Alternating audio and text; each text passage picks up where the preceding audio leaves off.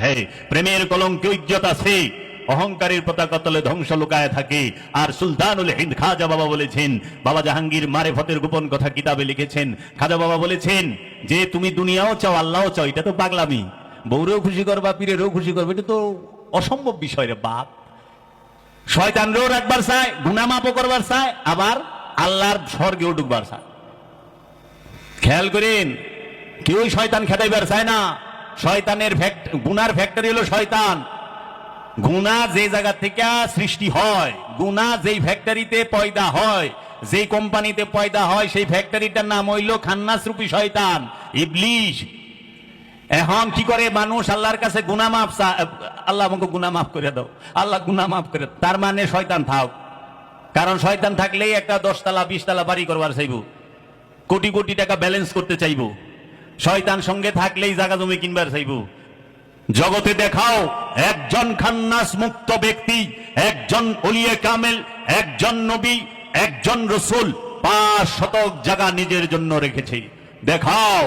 বাবা করিম মস্তান শৈল্যের সুতাই রাখে নাই, কোটি টাকা ব্যালেন্স তো রাখবো দূরে থাক।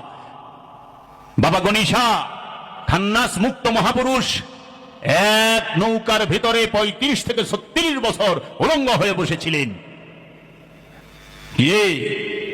বাড়ি গাড়ি করণের লেগে ব্যস্ত, আবার আল্লাহওয়ালা হইবার চায়। হুজুর খুব আল্লাহওয়ালা মানুষ। আল্লাহওয়ালা মানুষের বাড়িঘর থাকে না, ওইটা ভক্তের লেগা হয়। আল্লাহর ওলি যদি বাড়িঘর করে সেটা ভক্তের লেগা করে, ভক্তের নামে থাকবে ফি সাবিলিল্লাহ আমওয়াত।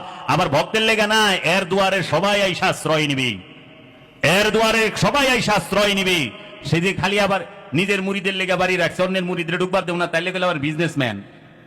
এটা না, জিগাইবই না তুই কে কি, আয় খা। কই থেকে খাইতেছস? দয়ালে খাওয়ায়। কে খাওয়ায়? আপন মুর্শিদে খায়, আয় খা। ওলির সর্বপ্রথম নিশানি হইল সে মানবের সেবা করবে। সে প্রথমেই ভক্ত আসার সাথে সাথে খাওয়ান দিব, সেবা দিব, খা। কারণ পেটে খিদা থাকলে আল্লাহর কথা মিঠা লাগে না। আল্লাহর কথা পেটে খিদা লয়ে ইবাদত হয় না। তাই বাবা জাহাঙ্গীর বলছে তুমি ইসলাম হোনার উপযুক্তই তো নাই, কারণ তোমার পেটে খিদা, অভাবগ্রস্ত।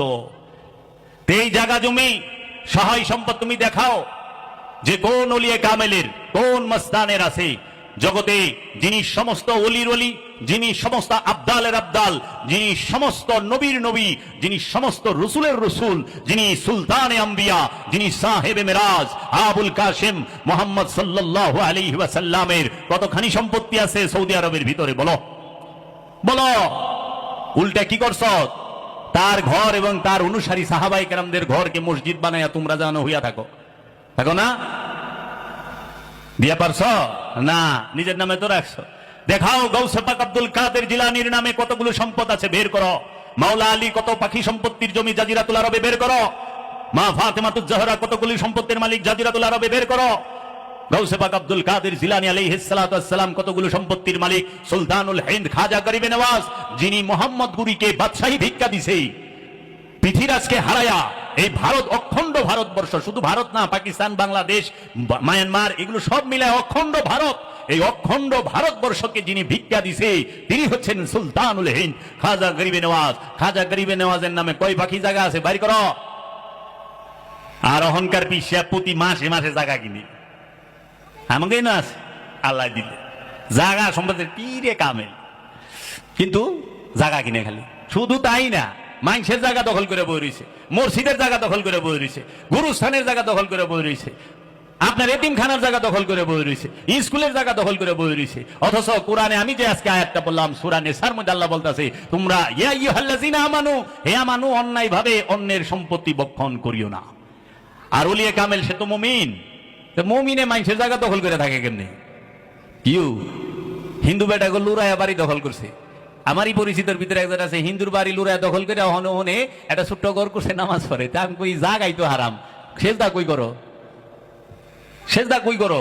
এটা তো দখল করে না জায়গা, কিনা জায়গা না। আত্মীয় স্বজনের রাস্তা বন্ধ করে রাখবেন আর নামাজ পড়বেন, আল্লাহ খুশ। আল্লাহরে নিজের মতো পাবেন। আল্লাহ কোরআনে কি কইছে? একবার পড়তি